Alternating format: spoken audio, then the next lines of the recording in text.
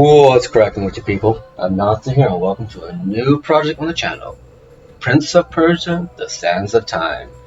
This is a game that I remember playing a long time ago.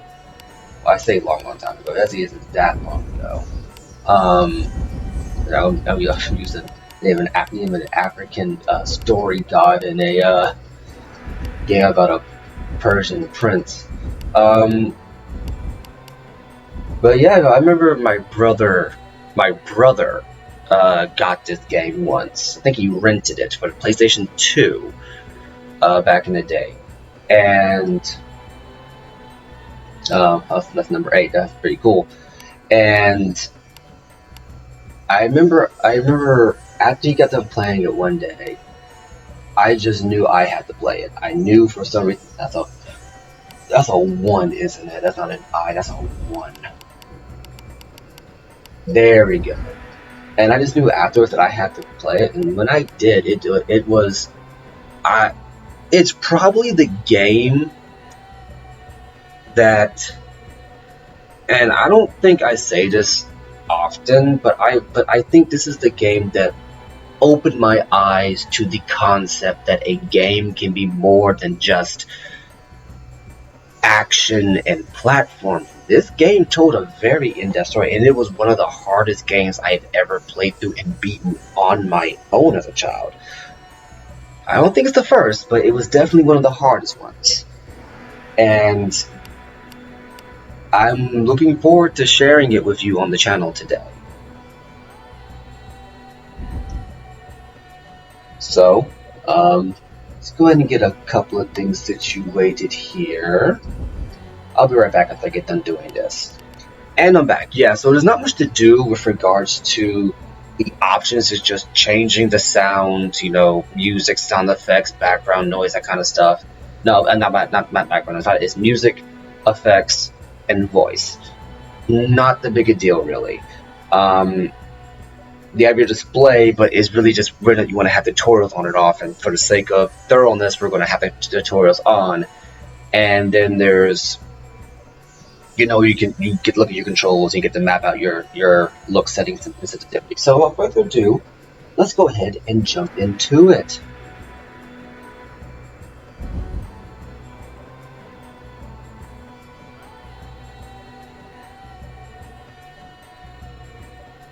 Ah, control the titular prince at this unknown castle.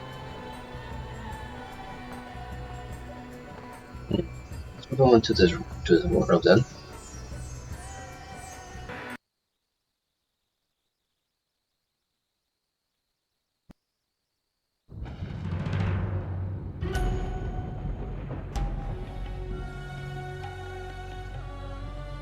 Most people think time is like a river that flows swift and sure in one direction.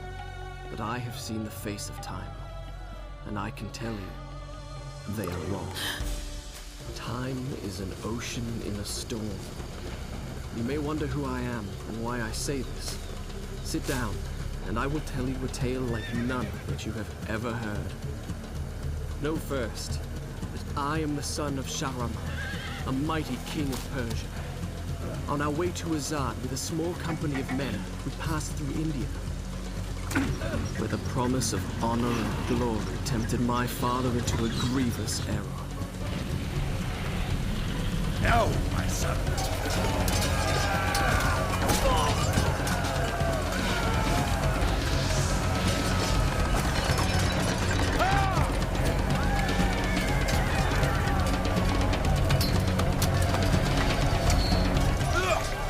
Your Majesty, I trust you will remember your promise.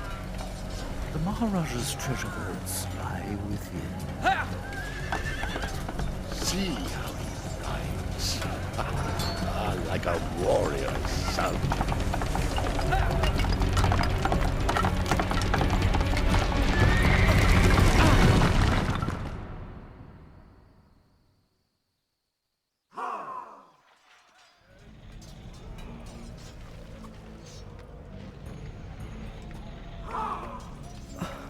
Do you think I felt regret as I gazed upon the destruction we had wrought? or at least humility at the speed with which a world can be transformed from a good world into a hell? If you think so, you are mistaken. For in that moment I thought of one thing only. The honor and glory I would bring my father by fighting like a warrior. Alright then. And just like that, we get our introduction to our prince, the son of Shahraman. Left thumbs to control the prince and right for the camera. Okay. Ooh, sucks to be you guys. So, Prince of Persia, you can move in certain directions. We can't go to here. Let me go up here. Go up here. Here. So, okay, so run towards the edge and press jump. Okay, my bad. You gotta get the timing right, but the prince is probably one of the most acrobatic, non-superhuman characters in gaming. Because he can jump long distances. And he has several movement abilities that pretty much make him make a more than match for any one of his contemporaries in terms of combat. Yeah, you can press A to climb up when you hit a ledge. You can press B to drop. If you jump from a ledge just right, you can land, not worry about having to just barely catch it. Another thing the prince can do is he can run up. My bad. You gotta do R. You can run up walls. So, I'm playing the original Xbox, so the black button does this in first-person camera, which allows us to just kind of look around as need be. You don't really need to use this very often, but it does help to use.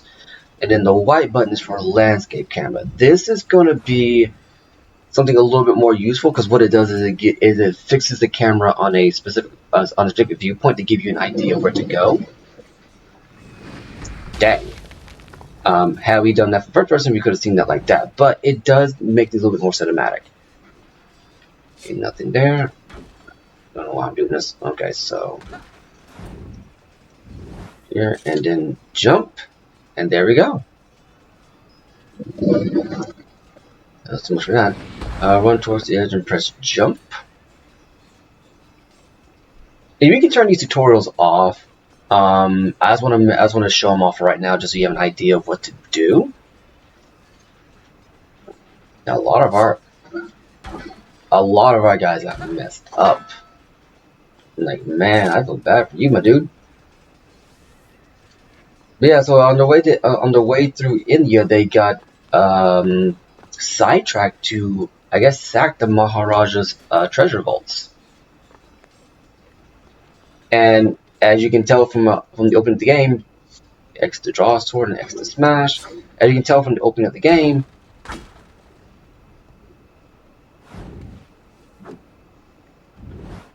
okay, so you'll right trigger to block. And there you go. So you have your finisher move, so don't worry about them too much. And then you hit A, that, and then you press B to put away your sword. This becomes a pretty cool thing to do, just because it's superfluous. You don't really need. Okay, you don't really need to do it, but it is a cool thing to let you do. There will be instances where you just, honestly, you won't need to do it, but it does help to do in a lot of cases. That way you can better focus on puzzles, because if you have your weapon out, you can't do puzzles. So putting the blade away, you should be fine. My bad, didn't even do that. The ladder. Hello, guys.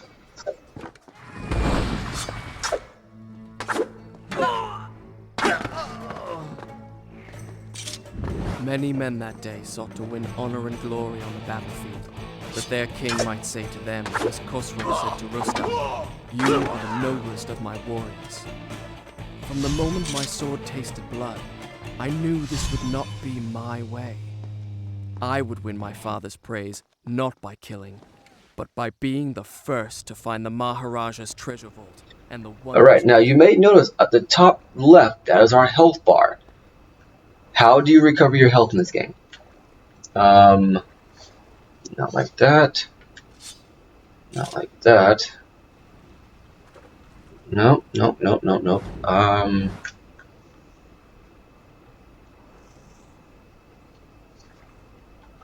Let's see. There was a way that you do this. Unless I'm completely mistaken on this. Yep, I think I might be mistaken on this. Okay, never mind. We'll get that in a little bit. But yeah, as you can tell from the opening cinematic, this entire game's framing device is told from the viewpoint of a story.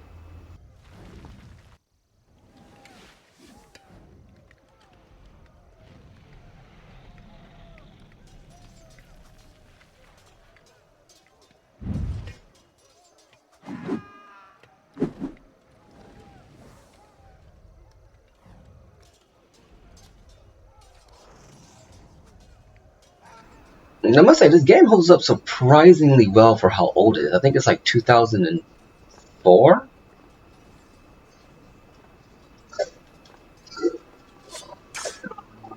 So it says there's multi combat. If you didn't take any damage, there's no point in worrying about having to do it. That's what it was. So when you have multiple enemies around you, you can so think of it like this. Think of it like and we can define the launcher enemies. You will just automatically put his bullets away. So think of it like this. If you've played the Batman Arkham series, it's essentially that combat system, but very rudimentary. You're not going to be able to have these tails above the enemy's head telling you where to go and not where to go, but telling you when to counterattack and when not to counterattack. You essentially have to watch the screen and make use of enemy tails yourself. You don't get the luxury of props. That's what Prince of Persia did back in the early 2000s, when that was way before the Rocksteady Batman Arkham games. Food for thought. Here, so we'll keep here. Now, another thing the Prince can do besides running up walls is run along walls. Parkour. Yeah, that's right. The Prince himself uses parkour, a French invention in Persia. I mean, Ubisoft is a French company, so I guess it makes sense. But still, and this is honestly what makes Prince of Persia one of the more memorable games of this era. And this was, mind you, before Assassin's Creed. As a matter of fact, and we'll get into this later on inside the playthrough as like a little bit of a fun fact, but to all you Assassin's Creed fans out there, if it wasn't for Prince of Persia, you would not have Assassin's Creed. Prince of Persia is the reason why Assassin's Creed exists today. I'm not even kidding. Anyway, let's keep on moving.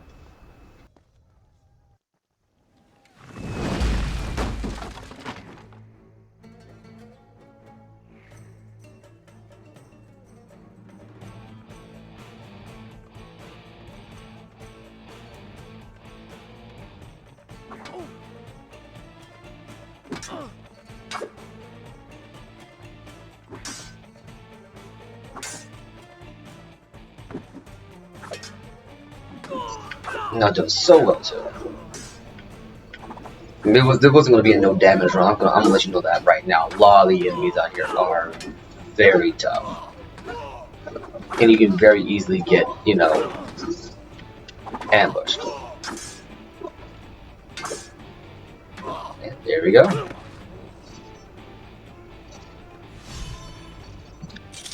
Okay, so I'm going to go back in here because now I think I can do this. To restore strength, pull and hold the right trigger to drink. So if you have full health, you can't do this. But how the Prince restores his health after he's gotten cut, beaten, hit with arrows, whatever it is take a drink of water. Any body of water will allow the Prince to heal. You have to admit, I mean, as far as like healing restores, it's not the most ridiculous one. And water is plentiful in the game. You will be surprised where you will find water in the game. Just going to keep moving along here. So we can climb up here. Get a little bit more. A little bit more height. Keep going like so. Ooh, snap. Drop down, making use of our pre-learned skills here to essentially traverse the world. This is why I say Prince is probably one of the more acrobatic characters of the era. This was way before the Arkham games, like way before. This is why I honestly enjoy this game a lot. Okay, so now we have another skill that the Prince has, vaulting over an enemy. There we go. Yeah, you can do this to, you can hit the landscape one to give you a better view of the area, or you can do this right here. Now, the vault over enemy, you want to hit this, hit X to attack. You'll want to make this, you will want to remember this skill because it is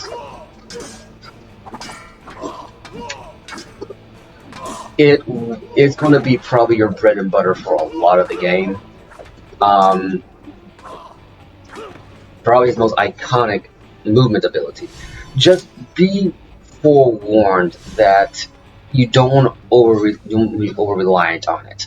The Prince has more than just the moves you're seeing now at his repertoire, at his disposal to make use of in order to better get the drop on his enemies and win fights. Now, once again, here's another form of getting your health back. You have basically bodies of water that you can just drink out of anywhere, but then you have these water fountains. They're the more obvious ones, but they're not the ones you should rely upon looking for. Be very careful to look out for any body of water, and you should be fine. Now, go from here, and go from here, and go from here. Acrobatics. So you're going to have movement puzzles and a lot of other puzzles in the game to make use of for the Prince. He's not just combat, it's not just parkour. Trust me on this. Shall I continue my story from here the next time we're interrupted? Not bad. And once again, it's another way of adding to the storytelling atmosphere of the Sands of Time. So as you can tell, this is all past tense. He's telling a story, and you know that in the opening cutscene, and you know that through these moves right here, as well as the dialogues you hear where he talks about past tense, what he wanted to do, what he was feeling at the moment. So it's not a spoiler that we pretty much assume that this story is being told by the Prince to somebody at a later point in his life. We just don't know when. This could be on his deathbed, or it could be during these events. There's something interesting to note, or it could be we're just hearing it. We could be one of those situations where we're already like halfway through the story from the Prince's point of view, but he has to recap. A lot of questions are raised just by using this one storytelling technique. And whenever he feels like maybe the player's getting tired, maybe it's time to take a break, maybe this, maybe that, is before Nintendo did the whole, hey, you've been playing this game for this amount of time, you want to take a break now and go outside, that kind of stuff. Before essentially companies started trying to pester kids to go outside. This was Ubisoft's way of incorporating a save mechanic into the game without it being too gamey. Yes, you're still saving a game, but because it's from the viewpoint of the story, he's like, well, if you get tired and you want to come back to it later, just let me know. We can put it right here, put a little bookmark, and we can pick it up later. Actually, for right now, I think we'll call it a part here today. And in the next one, we're going to continue onwards in The Prince of Persia, The Sands of Time. I've been Anansi, you've been awesome, and I'll catch you later.